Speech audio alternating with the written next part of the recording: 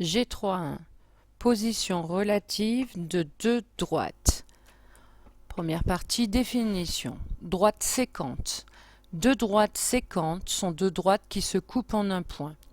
Attention, donc séquente, ça vient du verbe, du mot sécateur, qui veut dire couper. Quand on sectionne, on coupe. Et donc ça s'écrit avec un C, à ne pas confondre avec les séquences en anglais, en français.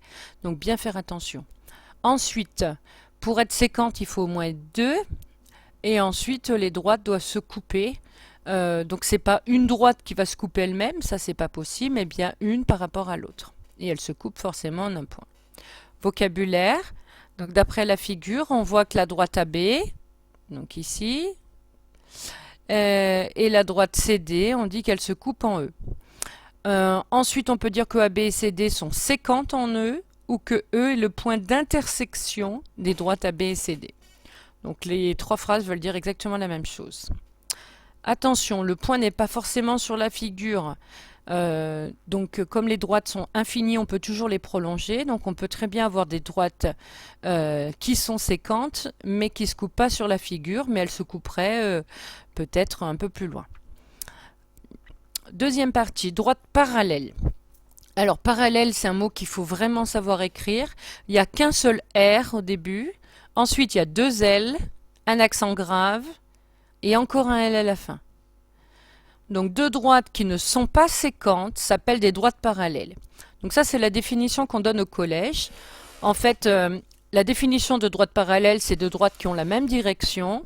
Mais donc au collège, on considère qu'on reste dans le plan. Et donc, du moment que vos droites ne sont pas séquentes, on appellera ça des droites parallèles. Attention!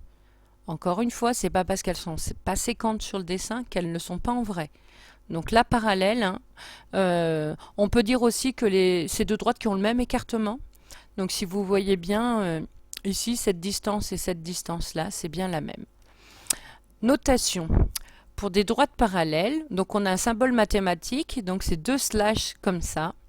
Donc AB entre parenthèses, ça veut dire la droite qui passe par les points A et B. CD entre parenthèses, ça veut dire que la droite qui passe par les points C et D. Et entre, on met les deux slash. Et donc ça se lit, la droite AB est parallèle à la droite CD. Donc c'est une phrase mathématique, sujet, verbe, complément qui est correcte. Attention, quand on écrit une phrase mathématique, on ne va pas écrire la droite en français AB avec la notation mathématique. Du moment que vous écrivez en mathématiques, on écrit soit tout en mathématiques ou alors on écrit tout en français. De même qu'on ne peut pas écrire les droites AB et CD sont slash slash. Ça, c'est pas correct. Ensuite, troisième partie, droite perpendiculaire. Donc faire attention à l'orthographe, le premier an, hein, CEN. Deux droites sont perpendiculaires si elles se coupent en formant un angle droit. Donc bien faire attention. Pour être perpendiculaire, bien sûr, il faut être deux. C'est l'une par rapport à l'autre. Il faut avoir des droites séquentes, donc qui se coupent. Et elles doivent former un angle droit. On peut très bien avoir des droites qui ont une direction perpendiculaire, hein, une direction avec un angle droit, sans pour autant être séquentes. Donc on ne parlera pas de droite perpendiculaire, mais de droite orthogonale, et ça arrive donc quand on se place dans l'espace et non sur une feuille. Notation. Donc soit on écrit en français, les droites AB et CD sont perpendiculaires. En langage mathématique, donc on met AB entre parenthèses qui veut dire la droite passant par A et B. CD, c'est la droite entre parenthèses, c'est la droite qui passe par les C et D. Et le symbole, c'est un T à l'envers. Donc attention, il y en a qui mettent un petit carré sur le T à l'envers. C'est pas une écriture correcte. Donc ce sont des symboles internationaux. Donc dans le monde entier, on le fait comme ça.